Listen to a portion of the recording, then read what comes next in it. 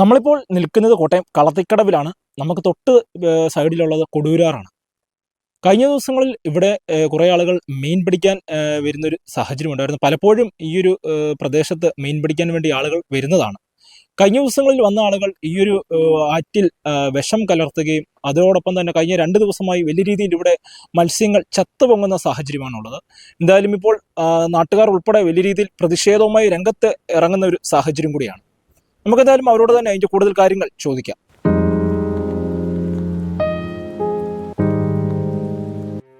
ഇത് കൊടുവൂരാർ എന്ന് പറയുമ്പോൾ അപ്പർ കുട്ടനാട് എന്ന് മാത്രമല്ല, ഉൾനാടൻ ജലഗതാഗതവും ഉൾനാടൻ മത്സ്യബന്ധനവും ഒക്കെ ഒരു പ്രദേശത്തിൻ്റെ സാംസ്കാരിക പൈതൃകമായിരിക്കുന്ന ഒരു പുഴയാണിത് നിങ്ങൾ ഈ കാണുന്നത്.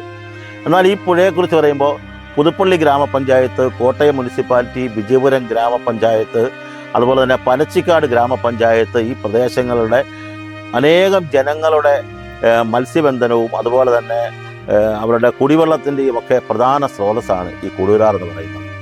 കഴിഞ്ഞ കുറേ നാളുകളായി ഈ കൊടുവൂരാറ്റിൽ മത്സ്യബന്ധനത്തിനായിട്ട് ഇവിടെ അല്ലാത്ത വെളിയിലുള്ള ആളുകൾ മോട്ടർ വെച്ച വള്ളത്തിൽ ഇവിടെ വന്ന് ധാരാളം മത്സ്യം പിടിച്ചുകൊണ്ട് പോകുന്നുണ്ട്. പക്ഷേ അവരുടെ മത്സ്യം പിടിക്കുന്നതിനുള്ള അവരുടെ അത്യാഗ്രഹം മൂലം അവരിപ്പോൾ ചെയ്യുന്നത് ഈ പുഴയിൽ വിഷം കലക്കിയിട്ട് മീൻ പിടിക്കുന്നു എന്നുള്ളതാണ് ഇപ്പോൾ ഈ കാണുന്നത്.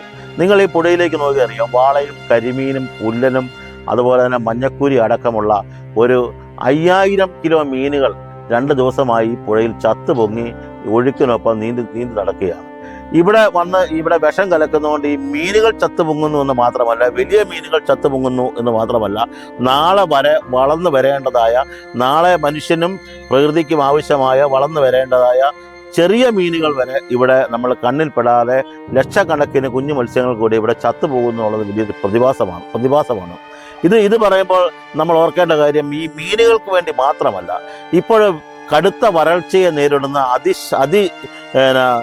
ചൂടുള്ള ഒരു കാലഘട്ടമാണ്. ഇവിടെ ഉൾനാട്ടിൽ ഗ്രാമപ്രദേശങ്ങളിലുള്ള മിക്ക കിണറുകളും വറ്റി വരേണ്ട അവസരത്തിൽ ഇവിടെയുള്ള ആയിരക്കണക്കിന് ജനങ്ങളുടെ തുണി അലക്കുന്നതിനും കുളിക്കുന്നതിനുമായി ഈ പുഴയെ ഇവിടെ ഉപയോഗിച്ചുകൊണ്ടിരുന്നു. എന്നാൽ ഈ 2 ദിവസമായിട്ട് തുണി അലക്കാനോ പുഴയിൽ വന്ന് കുളിക്കാനോ ആൾക്ക് സാധിക്കുന്നില്ല. ഇവിടെ ഈ ജലത്തിൽ കൈതൊട്ടാൽ സ്കിന്നിന് അലർജി ഉണ്ടാകുന്ന പല അസുഖങ്ങളും ഇവിടെയുള്ള ആളുകൾക്ക് ഉണ്ടാകുന്നുണ്ടോ എന്നുള്ളതാണ് ഏറെ ദുഃഖകരമായ കാര്യം.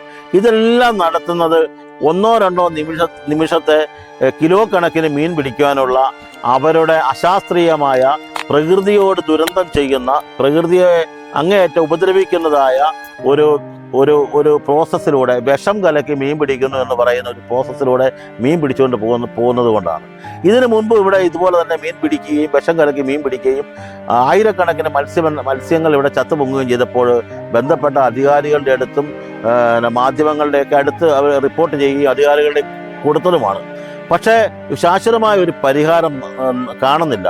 ബഹുമാനപ്പെട്ട പോലീസ് ഉദ്യോഗസ്ഥരും റവന്യൂ ഉദ്യോഗസ്ഥരും കലക്ടറേറ്റിലുള്ള ഉദ്യോഗസ്ഥന്മാരും ഫിഷറീസ് ഡിപ്പാർട്ട്മെൻറ്റും ഈ ഒരു പ്രതിഭാസത്തെ, ഈ ഒരു വലിയ ദുരന്തത്തെ ഗൗരവമായി എടുത്തില്ല എങ്കിൽ ഈ നാടിന് സാംക്രമിക രോഗങ്ങളാലും ശുദ്ധജലത്തിൻ്റെ, വെള്ളത്തിൻ്റെ അഭാവത്താലും അതുപോലെ തന്നെ മത്സ്യങ്ങൾ, ഇപ്പോൾ ഇവിടെ ചത്ത് പൊങ്ങുന്ന മത്സ്യങ്ങളെല്ലാം നിങ്ങൾ കാണാം, ആയിരക്കണക്കിന് വലിയ പക്ഷികൾ വരുന്നുണ്ട്. അവ കുത്തിക്കൊണ്ടുപോയി പല സ്ഥലങ്ങളിലും തിന്നിട്ട് സാംക്രമിക രോഗങ്ങളുടെ പിടിപെടാനുള്ള വലിയൊരു സാഹചര്യം ഇവിടെ ഉണ്ടായിട്ടുണ്ട്. ഇതിനെതിരെ ശക്തമായ നടപടി അധികാരികളുടെ ഭാഗത്തു നിന്നും സർക്കാരിൻ്റെ ഭാഗത്തു നിന്നും ഉണ്ടാകണമെന്ന് ഈ നാട്ടുകാർക്ക് വേണ്ടി ഞാൻ നിങ്ങളോട് അഭ്യർത്ഥിക്കുകയാണ്.